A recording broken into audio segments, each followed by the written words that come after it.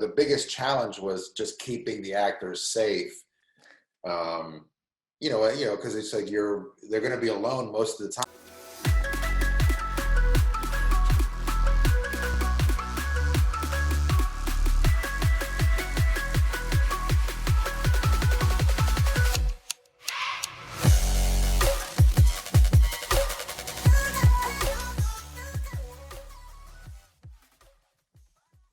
Hello, everyone. I hope you're all having an amazing day today.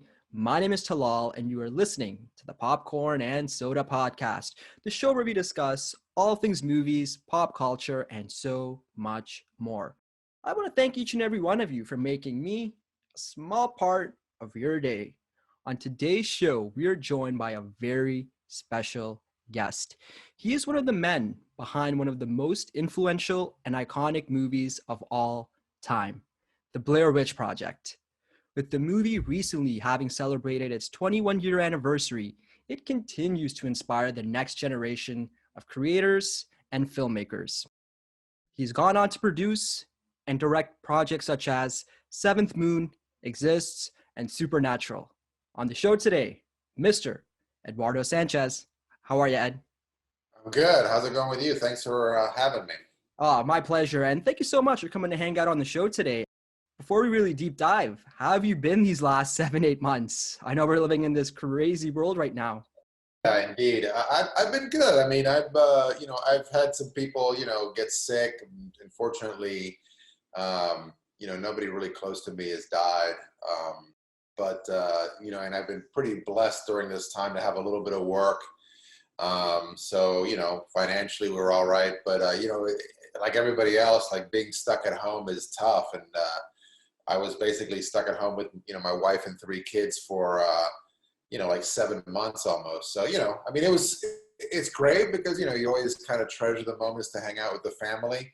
But at the same time, it's so, it's so abnormal, to just be stuck at home and be afraid to go outside and, to interact with other people. It's just, it's just kind of anti-human, antisocial human, I can't complain. I'm in New Orleans now, finishing up a couple episodes of Queen of the South, and I'm ready to head home, and I'll be home, throughout the holidays. So I'm looking forward to it. That's great, and hopefully with 2021 coming around, and every day we're getting new news of a potential vaccine on its way.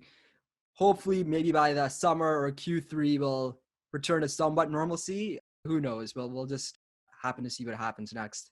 Yep, exactly. You've had such a fascinating career in this medium. Before we really deep dive into your professional work, where does this all begin? Where does your love for content creation and film really start? And what were some of your early influences? The first influence on me was my father, who he's still with us, and he loves movies. He's we came from Cuba when I was very young, and my dad still doesn't speak English, so basically, but he loves going to the movies. Like when he was a kid, he made a deal with the movie theater manager in Cuba that he would fix, he would do all the handyman stuff around the theater if he got a free entry into the movie whenever he wanted. So he said he used to go to the movies and just watch movie after movie. This is in the day they'd shift, movies during the day. And he just loves that experience. So early on, I used to watch movies with him, and mostly in English. He didn't understand what was going on, but he still has a way. He finds a way to enjoy them. And then, so that kind of got me interested in, just movies, just trying to, get close to my dad and stuff. And then Star Wars came out, and, just kind of, blew everybody's minds. And, it wasn't only like a thing, like a movie for me, but it was like kind of like a cultural experience. Like, it kind of made me part of a club, because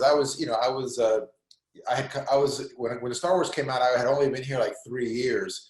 So, I had just learned English, and I was still kind of catching up. You know how it is, like the cultural references are different coming from another country and stuff. And I never felt like a true, like, American, and then Star Wars, at least with my friends, my young, my friends in school and stuff. And then Star Wars came out, and suddenly there was like something that we could all kind of latch onto at the same time and be experts at and talk about and, theorize and, play with the, we were still young enough to play with the toys. It was like a whole kind of new world opened up for me.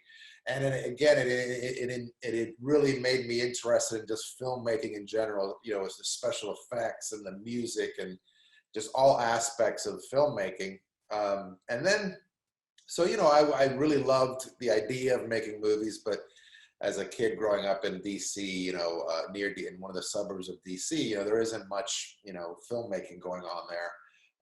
So I kind of, aim towards different things, maybe an architect, maybe engineer or something. I don't know what the hell I would end up doing, but I would have ended up doing. But then in 11th grade in high school, they offered a TV production class. And from the first day there, the teacher, I still remember the moment, he was like, this isn't only about like being a director or being a movie star or whatever. This is about like, there's hundreds of different jobs in this that are, rewarding, and you can make money, you can make a living in this business. It's not just pie in the sky. And for me, like immediately things clicked. I was like, okay, there's a path, there is a path to this.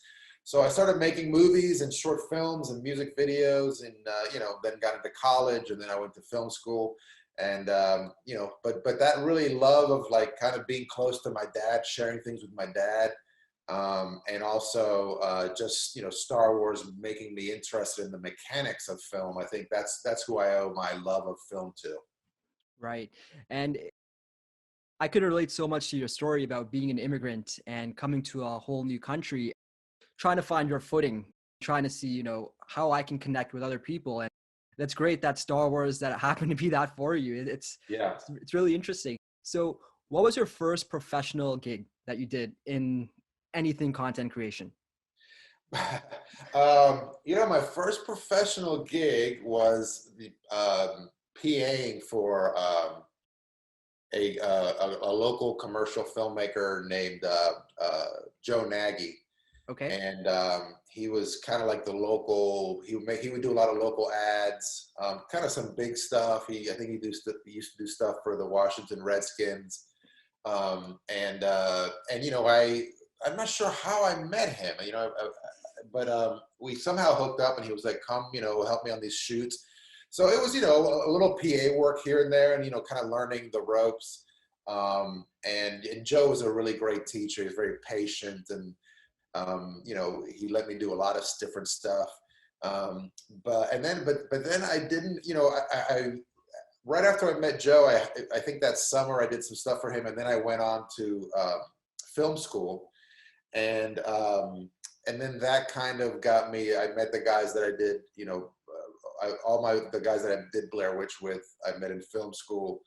And it kind of took me, it kind of took me away from being back home. Really, I had to move to Orlando to Right. be in film school.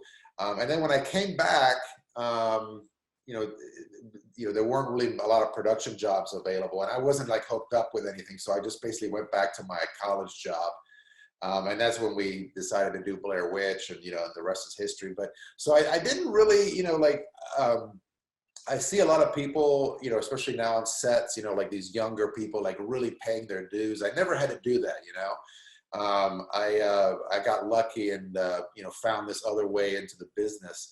So yeah, I didn't really do much until Blair Witch, and then, Blair Witch kind of blew up, and that was the end of it, And speaking about the Blair Witch Project, let's deep dive right into it. As I mentioned at the very start, it's one of the most influential and iconic movies till today. And being a content creator myself, I've been influenced so much by this movie. I watched this movie when I was like 5 or 6, which is probably a little too young to watch this movie, but I ate it up. And till this day, I always refer to this movie when I'm doing my own personal content creation. So let's break this down. I want to break it down into 3 different layers: pre-production, production, and post-production. So before anything, you need to have an idea. And where does this idea begin for you? Your co-producer and director, Mr. Daniel Myrick. Uh-huh. Where does this begin? And what was your initial thoughts and initial vision of what the movie was supposed to be? It begins, in film school, and Dan and I met, and we were both kind of, we were both had we had we I went to film school. There was a few people that had already made films that had already kind of done editing, because back then it was harder to get an editor. I mean, it was Right. now, any computer you can edit anything, but back then you had to have kind of expensive machinery. So a lot of people went into school without having edited at all, and I was lucky enough to have like a little bit of a head start. And Dan had also had a head start. He had gone to community college. He was a little older than me, and so we both kind of started digging each other's films, and I knew he had a vision, and he really liked the stuff I was doing. So we were just kind of hanging out one weekend, and we had just seen the Nightmare on Elm Street movie, Freddy's Dead. And, it was like Roseanne Arnold and Tom Arnold were in it. And it was just like this, I mean, it was a cool film, but it was like not scary at all. It was more like like a fantasy or something. I'm not sure what it was. I can't really remember anything other than Roseanne Barr and Tom Arnold in it, and we had gone to see it, and we were like, man, I mean, wonder what happened, like the scary movies when we were kids that really like terrified us. So we went down the road of like what, movies were terrifying. And we ended up talking about these kind of, this kind of small subgenre of horror, which is called like pseudo documentary, which is like the grandfather is like The Legend of Boggy Creek. Right. And that show In Search Of with Leonard Nimoy, like these kind of documentaries about the occult and about, UFOs and Bigfoot and, that stuff. Like, we loved it. And it scared the crap out of us. Even when we rented it again, and, we were in film school, like, let's go rent some of these movies. So we rented some In Search Of episodes, and they still worked. I was like, man, this still is creepy as hell, Yeah. So we were thinking, like, is there a way to do that, to a modern audience, and so we started thinking about, what it could be. And we came up with the idea of like that there's a documentary team that goes into the woods of somewhere in the Northeast, because, there's more history there. Right. And we didn't know what it was, whether it was a witch or, I don't know, some monster in the woods. But anyway, they disappear, and then their footage is found years later. So that was the idea. It was like these people, somebody finds this footage and everybody's dead, or everybody's from the documentary has disappeared. And the movie is basically the footage. But the original idea for the movie was going to be like more of a documentary, like In Search Of, where, there was going to be, we're going to show footage from the movie. And then we were also going to have, talking heads Right. about, Heather's mother and, Mike's relatives and, Josh's, brother or whatever, it was just all these people that were part of the story, talking about how they miss, their relatives, and they disappeared. So that was part of the thing. And as we edited the movie, we realized that every time we cut away from the footage in the woods, the movie lost all like the momentum, and it kind of lost its dread and tension. So we decided at the last minute, like right before we entered Sundance, to get rid of all that, that secondary kind of talking heads footage, and just went with the filmmakers in the woods. And then we got accepted, and then we kind of went on to Sundance in '99, and we sold the movie. And then, as luck would have it, which is kind of like the central theme of Blair Witch, luck was like everywhere. It was just like the planets were aligning every day for us. But later on, Artisan came to us and said, hey, we have a 1 hour slot that we can get from Sci-Fi Channel. Do you guys have any ideas for like a special, like a TV special? And we were like, yeah, of course we do. We can use all this footage that we never used. And we had cool stuff. We had like this old documentary from this old newsreel from the 40s, and like a show kind of like In Search Of from the 70s that we shot on like this old Kodachrome film to give it like this wacky color. So we had a lot of stuff. We had a lot of good interviews and stuff. So Artisan was like, yeah, let's do it. So we wrote and directed this thing and edited this thing called Curse of the Blair Witch. And So, and so it was like, it was a great thing because we were actually able to use a lot of the deleted footage in something else. And, and I think it was a perfect kind of supplement, kind of a complement to the movie. It was like, I think a lot of the success of the movie um, is, is because of this sci-fi channel where a lot of people saw it and were like, wow, this is real. Like those trailers I've been seeing are, so it kind of, it just deepened the mythology, which I think is what deep down, whether you believed it was real or not, I think what people really enjoyed about it is the idea that you could dive deep into the movie. Wasn't just the only thing about Blair Witch. There was also a website, there was a documentary, there were comic books, there was books. Of course, yeah. So I think people, you could dive as far as you wanted to dive, Yeah, and you summed it up perfectly. It's just so ahead of its time. When I look back at things, this is 20 years ago, before all social media that we have now. I'm going to touch up a bit more on that in a little bit. Now, what I love about this movie is the DIY nature of it. Mm-hmm. Now, like you mentioned, it's tough getting a movie started, getting that editing bay. Where do you begin?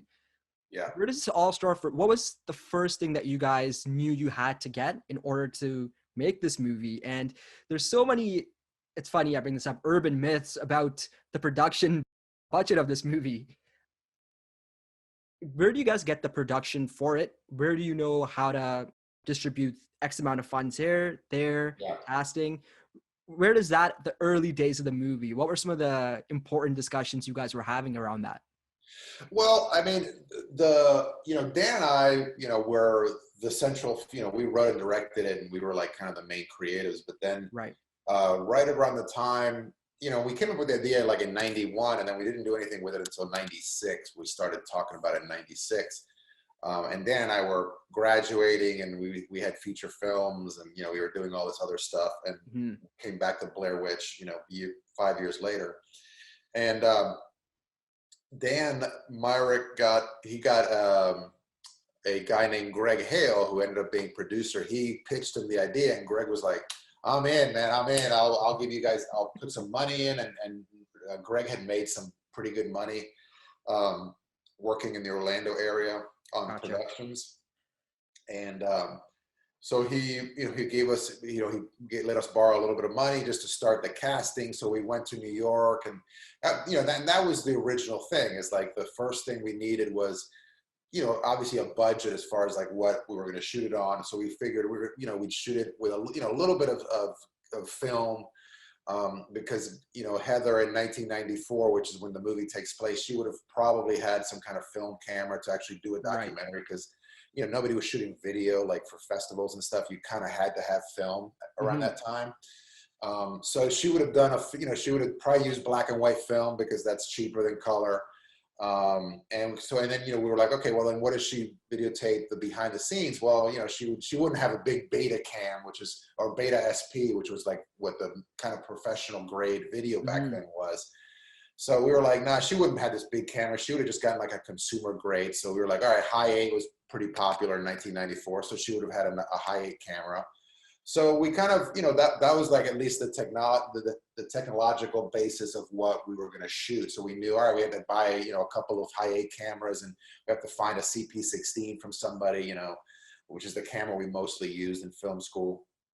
And then it was basically, okay, we need we have this basic story. Now we need actors. So how do we find actors that can, improvise their lines really well? So New York, New York City has always been this, it's such a great central hub for acting and actors. LA is great too, but I think LA is like more, New York I think is more raw. It's more like untapped talent. You know what I mean? Like really fresh. And so we put an ad in Backstage and, we knew what the movie was going to be. We knew that the actors were going to shoot most of the movie. We knew it was going to be improv. We knew, they were going to be in the woods. So basically we kind of formulated the audition, a strategy around, getting actors to basically go in the woods and do what we wanted them to do and, hopefully not kill them. So then once we cast, then we, started figuring out, where we were going to, and it was actually during the time, Dan and Greg, I was living in Maryland. they were living in Orlando, so they came up a couple of times, and we did some scouting, and we, kind of preliminarily, like, where we were going to shoot, this, we or possibly could shoot this movie. Mm-hmm. And really, and the budget just came from stuff that we knew, we were going to need. We knew we were going to, need some kind of, pay the actors at least a little bit. We were going to have to pay some people. Like, we didn't pay ourselves, but we had to pay, our art director, our production designer, our DP, Neil Fredericks, who brought in his camera that Heather ended up using. And it, we're paying people like, $500 a week or something, like something ridiculous. But yeah, I mean, it ended up, I mean, I think we got that first part of the movie in the can for definitely under $20,000. So it was just like, it was just like every other indie filmmaker, man. It's like, you basically say, all right, what do I have? What do I have? Somebody that owns a camera? Do I have access to, like, are there some people in my circle that are actually really great actors, that there's a great DP, you kind of mine the resources that you have, and you kind of build your world or your idea for the movie around, the resources. And luckily, our movie took place mostly in woods. So we knew, okay, as long as we get a big, pretty big chunk of woods, cut some interviews into some small towns, which were all over the place, in Maryland where we lived. And then we just kind of progressed once we got the cast. I had to, bring them down to Maryland, some hotel rooms for them. The crew, my girlfriend and I, who's my wife now, we had like a little townhouse, like a little 800 square foot townhouse, like 3-level townhouse. And we had like 10 people sleeping there at one time. That was just like the production office, the kitchen, the sleeping quarters. I mean, our offices, like, it was just, that was just, it was just necessity, but it was like literally like 1.5 miles from the location. So it was very convenient. But yeah, I mean, and look, man, we did it like how everybody, all filmmakers, or at least, beginning filmmakers do it, is that you just get favors from your friends. Yeah. I had a pretty good, support group in Maryland. I was able to bring in a lot of people to work basically for free. And again, like the guy that I first started working with, Joe Nagy, helped me with some casting, to get some of the people that you see in the town being interviewed and stuff. He hooked me up with a lot of those. It was just basically, get enough money to get the movie in the can, and then figure out, how to edit it and stuff later, Yeah, and it's very interesting you bring that up. Is you got to get creative. You got to have to find ways to I know resources here. I know resources there. Let's pool it together, and then let's just get it up and running, and then we can always figure out the stuff post-production. Now, you guys are in the middle of shooting. How long was the initial shoot? And what's the biggest difficulty of shooting a movie like this that's set predominantly in the woods? We shot for 8 days, and it was, but they were continuously out there. Like, the actors didn't come back to a hotel or anything.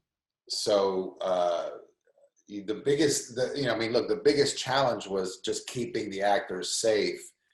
Because it's like they're going to be alone most of the time. And we always had, Greg Hale, had a lot of experience. He had been in special forces training in the Army. So he kind of knew a little bit about logistics, about basically being in the woods, like taking care of a group of people in the woods. So he set up like he's the one that came up with the idea for the GPS system that kind of led them, in the woods.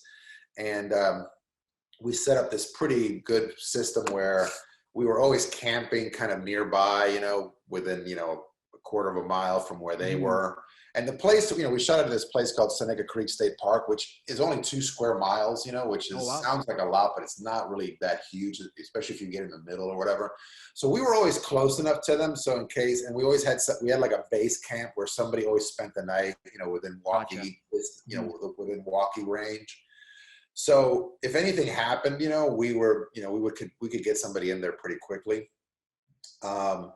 So we bailed. That was the biggest challenge, is just trying to figure out how we were not, how we were going to, manage the system of having actors basically shooting the film for you in the woods, and you having very minimal contact with them, but you still have to convey directing notes and logistical notes of like Right. where they need to be at a certain time. Mhm. So it was definitely challenging, but it was it was fun, and it was kind of something that we never heard of anybody doing anything like this. So it was kind of exciting because we knew we were kind of like pioneers, at least as far as like doing a movie like this. So Of it course. was exciting. I mean, we had no idea if it was going to work or not. You have the same. We all had the same kind of doubts that any other filmmaker has when they're doing this kind of movie, or any movie really. You're like, is this gonna even work? Like, what Right. are we doing here? So but that was the biggest challenge, I think, is just making sure, because we didn't want anybody to get hurt, for a dumb horror movie. So I think that was the biggest challenge, and something that we came up with a pretty good system. It was a good team that came up, that somehow came together with this plan. Yeah, of course. And just speaking about the actors, we have to give a huge shout out to Heather Donahue, Michael C. Williams, and Joshua Leonard, because again, what they did and what you guys did is so ahead of its time, especially in terms of creating that organic, natural acting between these three friends. It literally doesn't feel like they're acting in so many scenes. It sounds like me and you having a conversation, or me and my friends just going out and just running into roadblocks after roadblocks. Yeah. Now, did you guys shoot the movie chronologically in order to maybe get some of that organic, real reaction so they kind of bond a bit more? Or was this more sort of traditional film where you guys shot what you shot here, shot what that there, and kind of clipped it all together? No, it was completely chronological. Gotcha. Like, we basically set up this like 8-day stage play in Hmm. the woods. So we had like, the first location, was these town, they had to, the first location was picking up Heather. Heather's at her house, and then they go to Right. Mike's house and pick him up. They go get supplies. They go into Burkittsville to eat.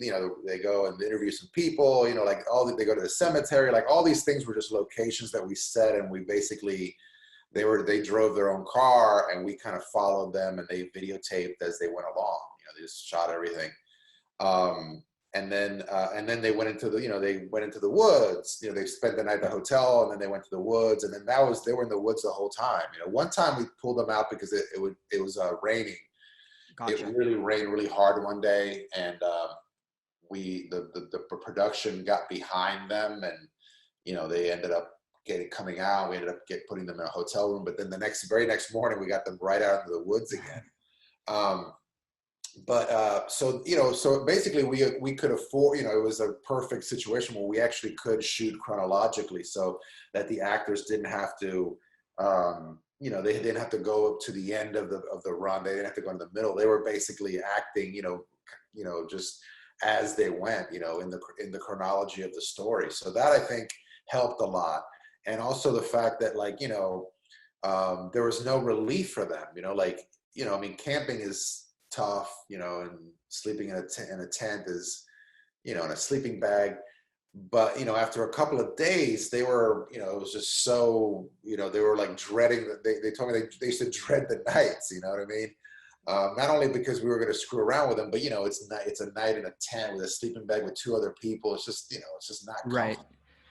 Um, so, and but we knew that, the original plan was to do this to them, because we knew that after 3 or 4 days in the woods, they're going to start breaking down. Of course. And that was one of the reasons why we wanted them to use their real names, because we didn't want anything to be like, we didn't want them to have to think, outside of who they were. You know what I mean? Like, we wanted them to bring as much of the emotional baggage that they had in their lives into the roles. You know what I mean? Into what was happening out there. So we thought using their names would be easier for that.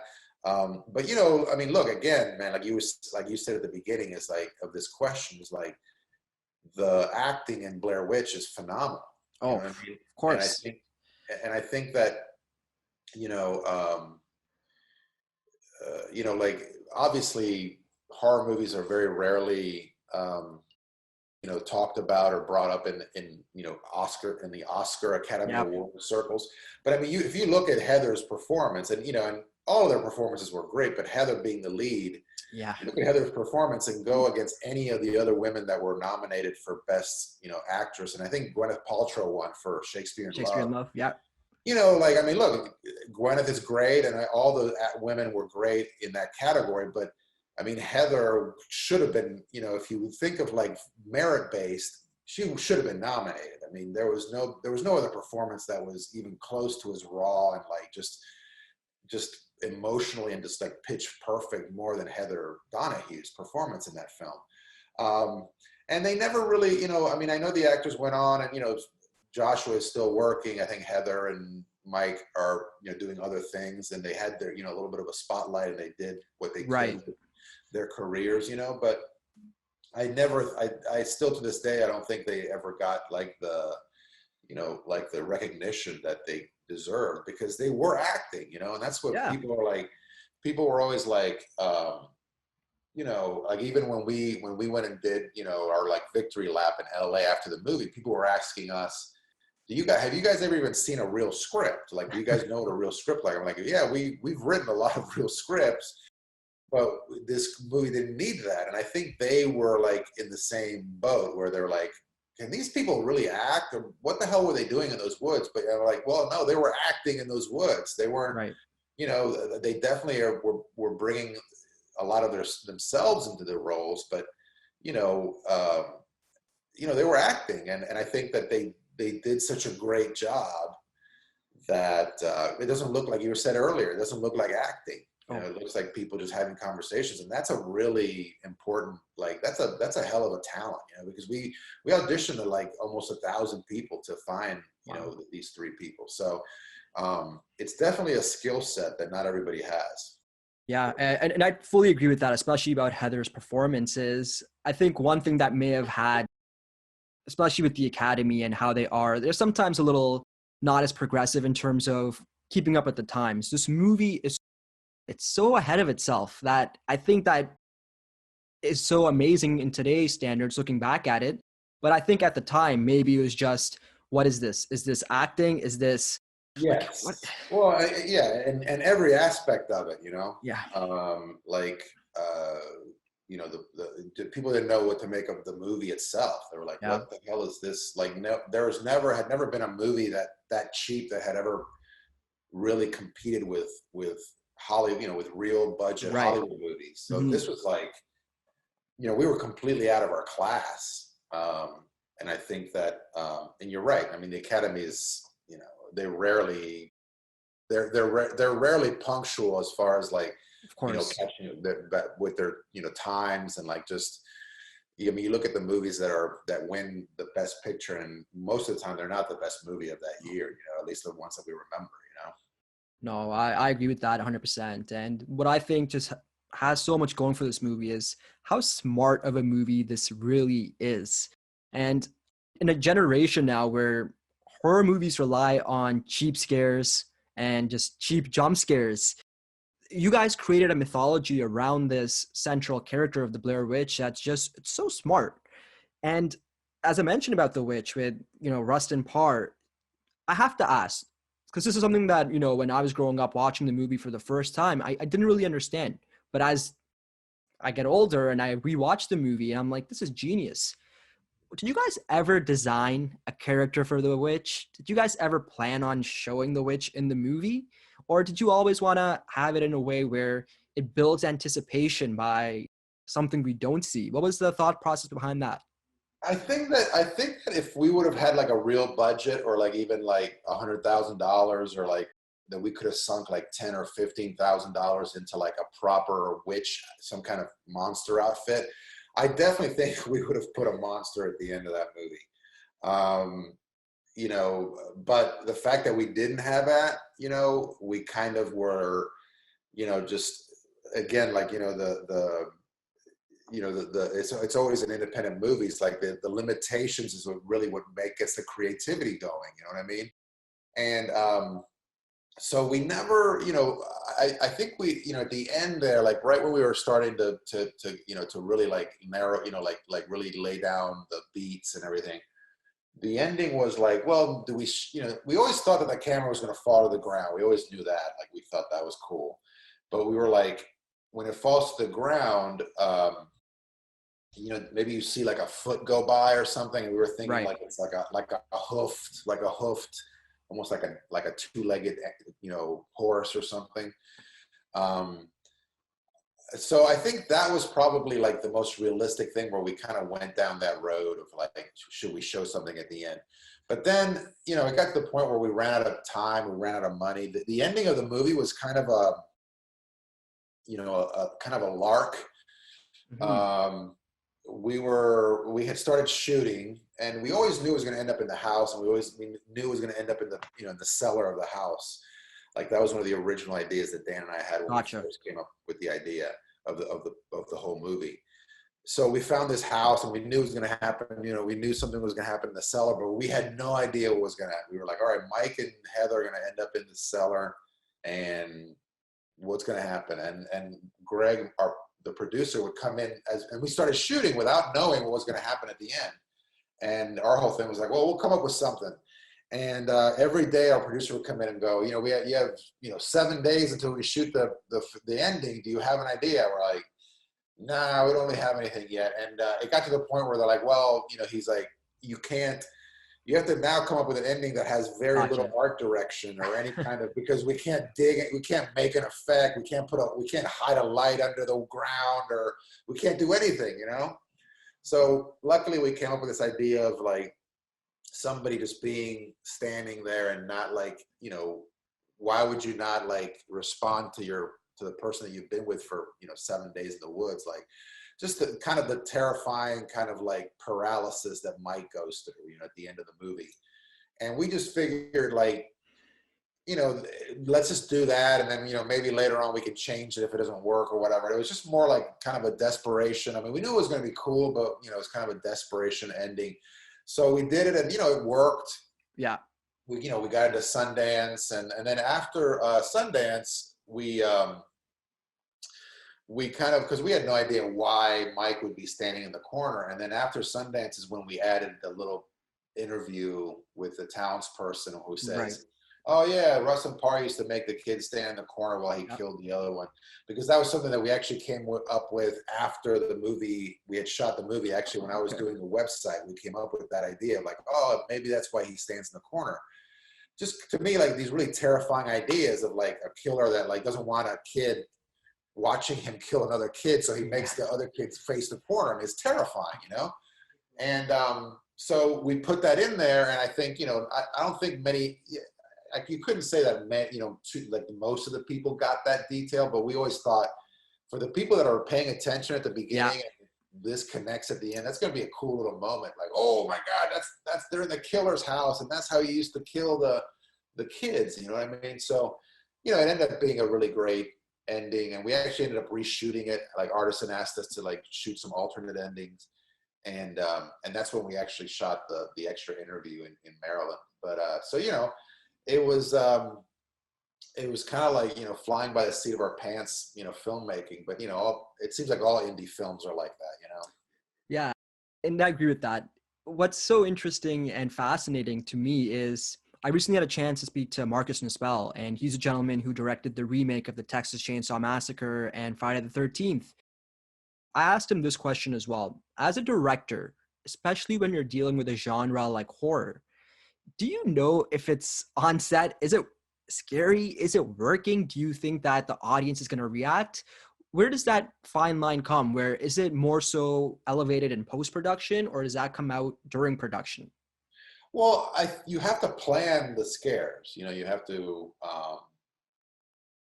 formulate like the angles and like just the and especially in a movie, like you have to figure out the mood. You have to like, it's something that starts from the very beginning. Like, first of all, what kind of movie is it? Is it like is it really scary? Because there's horror movies that aren't scary. There's horror movies which are kind of comedic. There's blood, violent horror movies. There's kind of just kind of there's all action horror movies.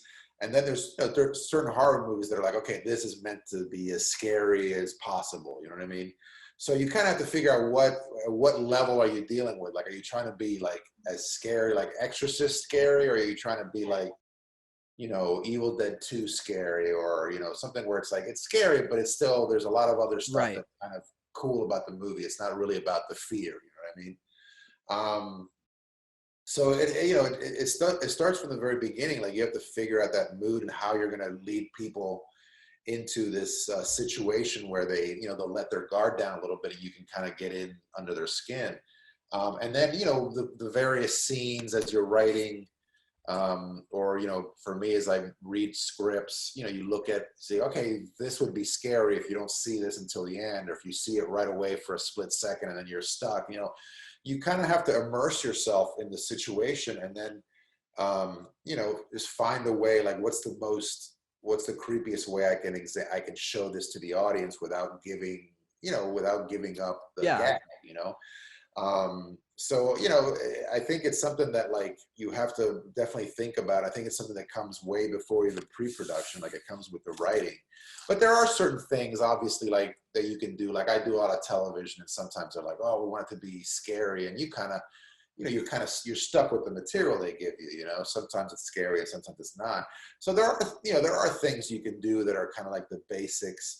POVs. Like if you look at James Wan's movies, there's a lot of POV, like kind of camera wandering around. So you're kind of like, a lot of like kind of a Blair Witchy mode thing where you're in the character. So if something's jumping out at you, it's jumping out at the audience. The audience is seeing it firsthand.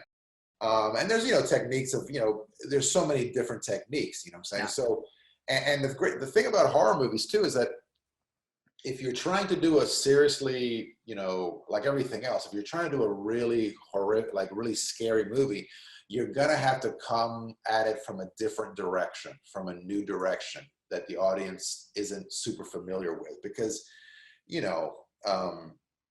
the audience is so sophisticated now, and you have obviously things that were scary. Like you look at, the first Dracula, still a pretty creepy film. I mean, if you look at like holy crap, imagine watching this, back in the day. This is a creepy movie, but that movie is not going to scare the same way that, Hereditary or, something, more recent is going to scare people. It's just a different, the movies have evolved. So you have to take all that into account and realize that the audience is pretty smart and pretty savvy.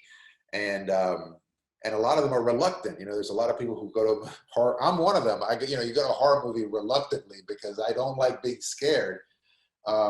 And now, ever since Blair Witch, I've had to kind of keep up with, the bigger horror movies and kind of keep my, fingers on the pulse. But I, for one, do not like scary horror movies. Like if a movie, somebody tells me, oh my God, it's so scary, like somebody that I really know, knows about it, like it's so creepy and scary. Like I'm always like, oh my God, this is going to dreading be it. So, there is a lot of, so it's just something that you have to think about beforehand as you're going in writing and then directing, and also just the performances. Like you have to be, there's a certain way to act in horror movies, whether depending on what kind of horror movie it is, so, there's a lot of different kind of things that you have to take into account when you're planning to try to scare people. Yeah. The movie comes out, it's this mega smash hit. It's still considered one of the biggest, most for a budget versus the profit. It's like one of the highest grossing movies of all time. It's almost grossed $250 million. And those numbers are just outstanding and just mind blowing. But to me, especially being a content creator in 2020, what I feel is so ahead of its time, and even more so than the selfie cam that Heather, talking to Mike and Josh's mother, which you guys kind of originated that, let's be honest, is the viral marketing campaign you had for this movie. You brought up the Blair Witch website earlier, and me watching this movie as I get older, I did a lot of research over the years about the one little thread that I found is there was a large group of people that thought this is all real. Yeah. At what point did you guys feel like this is the route we have to go about having these missing posters? Was there a point where you're like, I think we're taking this a little too far, or was that just let's keep pushing it? No, I mean, when we first, thought of the movie, and we were, thinking about marketing it and how we discussed it a lot. The idea of Right. like, we don't want this to be a hoax. We don't want this to be like, we don't want to trick people into going into the theater, or, before, because we didn't think it was going to be in the theaters. We thought it was going to be like video, maybe, if we got lucky. So we were like, we were always pushing like the truth, kind of like the truth was always kind of, the idea was that this is true, this has really happened. But if like you really dug down into our website, you would see like our bios and, a lot of credits that you're like, why would a documentary have art director credit or have a production designer credit? You know what I mean? Like, why, if you're just editing this footage together, what? So it wasn't like like if people asked us, hey, is this real? We never said, yeah, man, it's real. We actually found this footage. Like, and even later on in the interviews, like we never like told people, yeah, this is real. So when we went into, when Artisan bought us at Sundance, we were really surprised when they told us, no, we want to market it like it's real, because we were like, we even talked about it. We're like, aren't you afraid that there's going to be a lot of backlash when people find out that it's not real? And they were like, no, I think people will get into it. They'll love the idea of, of being tricked or whatever. And we were like, all right, whatever. And there's a lot of, and we told them early on, we're like, well, we're not going to lie, us as the filmmakers, we're not going to lie to reporters. You don't expect us to do that, right? They're like, no, you guys go on and do your normal interviews. And, if this is just for the general public, the early kind of adopters, the early kind of people that go into the theaters to see this. So, we were worried about it. I mean, honestly, that it wasn't something that we were like 100%, like if it was completely up to us, we would have definitely marketed the same way, like using kind of reality-based kind of fiction, the documentary and, the books and, all the stuff that kind of went along with this and the website, but we were just really didn't want to lie to people. So we, it was kind of, for us, it was just kind of like, well, Artisan is a distributor and, they know what they're doing. I mean, they must know what they're doing. Right. And who are we to like tell them, how to market our movie, so, and they were being very cool with it. Like they were, that the Blair Witch for me is like, there are so many things that happened that were like serendipitous, like just the planets were aligning, on a daily basis. And one of those things was the fact that the distributor that bought us really understood the movie and really was in a position to take a chance. And I don't think like, if we had ended up at New Line or at Miramax or, any of the other companies that were like kind of circling, I don't think it would have been, there would have been like a different thing. Like, should we remake this? Should we, kind of like the same thing when Paramount bought Paranormal Activity years later. They were like, should we remake this? I mean, I think we're going to remake this, and then, so, if somebody was like, no, let's just release it the way it is, So Artisan was like very smart about like, no, we're not going to change anything. Like we, maybe change the ending if anything, but we want to like juice up the sound mix and we want to, go back and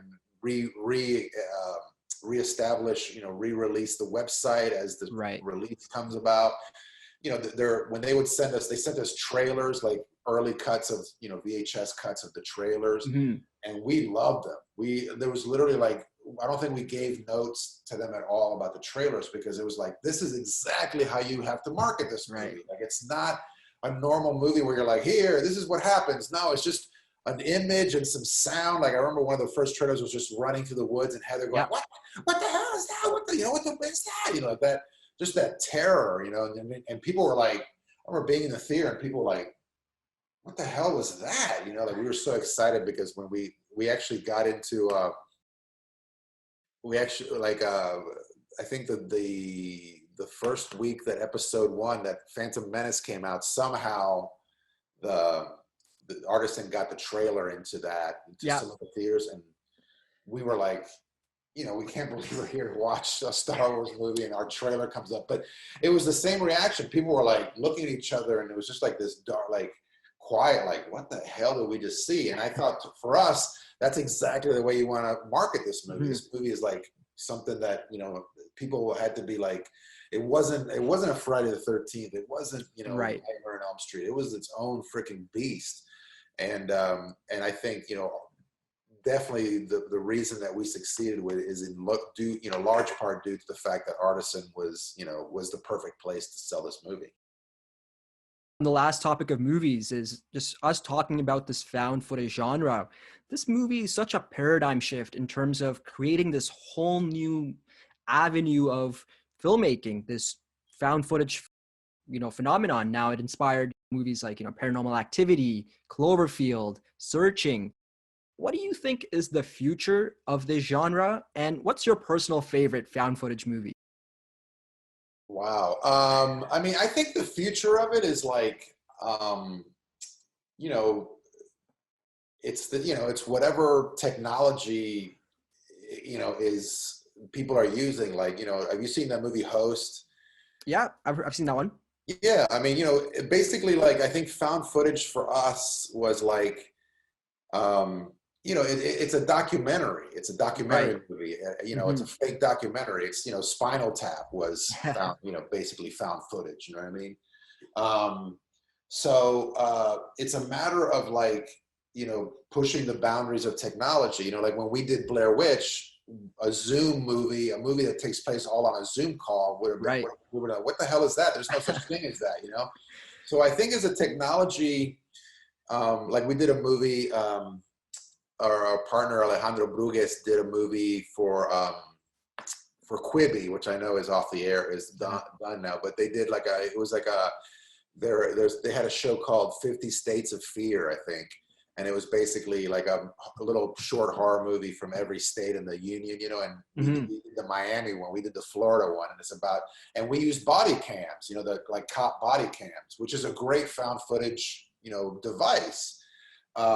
So, you know, back in the day, there's no cops wearing, you know, body cams, but Right. now almost all cops wear body cams. So now if you tell a cop story, then you can use, you know, it's believable that there's body cam footage. So, I did a show earlier this year called Next, or late last year called Next for Fox. And there was a lot of like just shots from surveillance cameras from Oh, wow. ATM machines, like just to show like how many cameras there are in our lives right now. Like you're being videotaped at all times, it seems, you know what I Yeah. mean? So I think that the genre is kind of dependent on the technology and how creative the people that that are actually living with the technology can do with, you know, just the creativity of like, okay, imagine if this happens in a surveillance camera or whatever it is. So you know, I think that there's still plenty of, you know, great, you know, found footage movies to be done. But I think you just have to, like, you know, you do have to kind of come up with the new Way way to to, reinvent it, correct? Yeah. yeah, you kind of, yeah. And that's why, you know, for us, after Blair Witch, you know, I didn't do a found footage movie for like almost 15 years. So after Blair Witch, because it was just like, and we never thought of doing Blair Witch 2 as a found footage movie, because for us it was like, no, that was the first movie. Like you couldn't Right. do what, they find footage again of another, you know, it's just stupid, you know. And obviously, you know, Paranormal Activity came later and was able to do that every year, and kind of like the found footage genre had already been kind of, you know, it was already kind of a style, you know what I mean? Right. So it was easier for them to be able to do that than it was for us. I think like another found footage movie sequel after Blair Witch would have, you know, I don't think any, you know, who the hell would have gone to see that, you know? It would have just been, for us, the big thing for us is that we didn't want to be like, oh, we're the found footage guys. Like we didn't want to fall into that gimmick, because for us, we Right. weren't the found footage guys. We were just using found footage because it was the most logical way to shoot the idea that we had, you know? So you know, for us, it's always about like the material, like the story, and then it becomes about, you know, is it going to be, does it lend itself to found footage or conventional? I did a movie called Exists, which is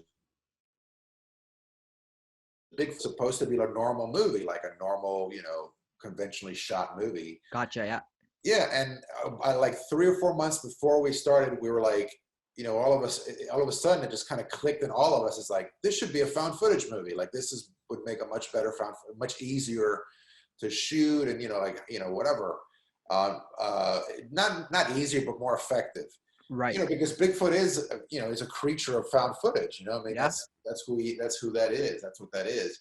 So that was a situation where like the found footage kind of lend itself into the story, and we kind of like just gave in, and we're like, yeah, this is found footage. This would be much better as found footage. So, again, like I think there's still plenty of ideas to be done in this genre, and I think like mixing the kind of mix. Like I read a script a couple of weeks ago that was like a Zoom call, but also had like footage on the side, and it was pretty pretty cool. So I just think that people, it's like there's people I think being right now doing probably some weird found footage movie that we'll see later this year or next year. Right. I just think it's kind of something that naturally, it's easy to do. It's easy to at least think about doing. You know what I mean? I mean, you still have to have a good story, and you have to have great acting, and you have to think of what happens. It has to be directed well, but it's easy. It's let's a little short found footage movie. I mean, it's kind of an easy thing, and sometimes they're really, really effective. So, as we wrap up here with Ed Sanchez, it is now time for the final act. Mr. Sanchez, 60 seconds, 15 questions about your likes and dislikes. Are you up for the challenge? Sure.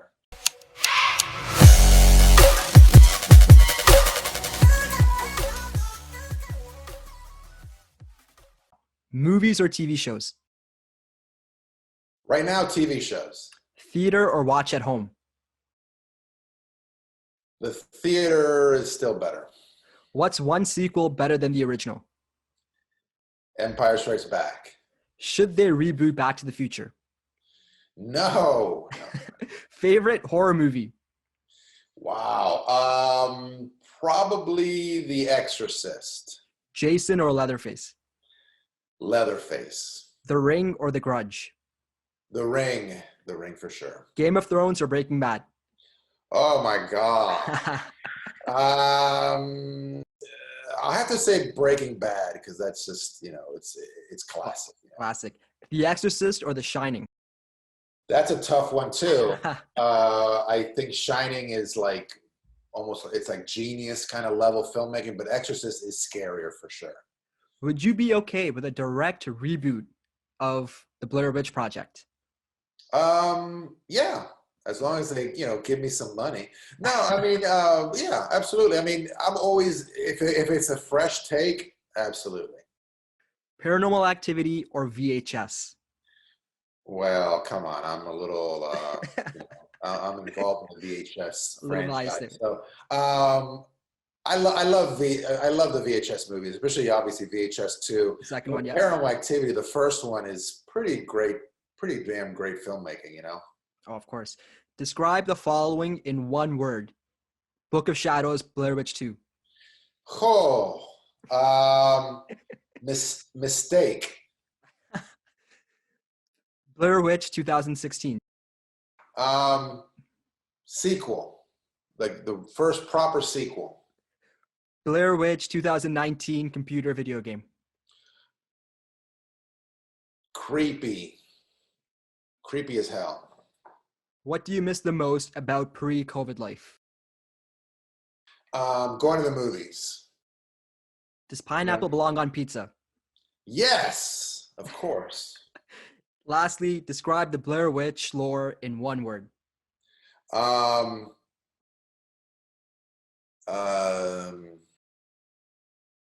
Complicated. Bam. We got through all 15 questions, and you know what? Some of the answers there were pretty honest. I kind of laughed a little at Blair Witch 2. That was not going to get into that, but that's a very honest answer, I can say. Yeah, I mean, I don't hate that movie, and I think Joe Berlinger, the filmmaker, you know, there's a lot of problems and stuff, and it's like a whole new, it's a whole other podcast, you know, but it definitely, you know, it was just, I think a lot of people made mistakes, including us. I think, you know, it was just a mistake across the board, you know. Ed, where can we find you online? I'm at Haxton Films on Facebook, which is my company where I kind of do all the, you know, the public stuff. And then on Twitter, which I'm all right on Twitter. I don't really do that much, but my tag is, or my name is Sanchez on the mic. Beautiful. So yeah, that's pretty much it. Perfect. Ed, I want to thank you so much for being a guest on the show today and just for your contribution to the medium. Being a kid that grew up watching this movie, I can say it's one of the movies that definitely changed my life, definitely changed the trajectory of what I want to do with my life. So thank you so much. I still truly feel the best is still yet to come for Ed Sanchez. Thank you for being a guest on the Yeah, show hopefully, today. man. Well, thank you, man. Thanks a lot. That's a great feeling to be, I never thought I would make a movie that would inspire people the way Blair Witch has. So thank you.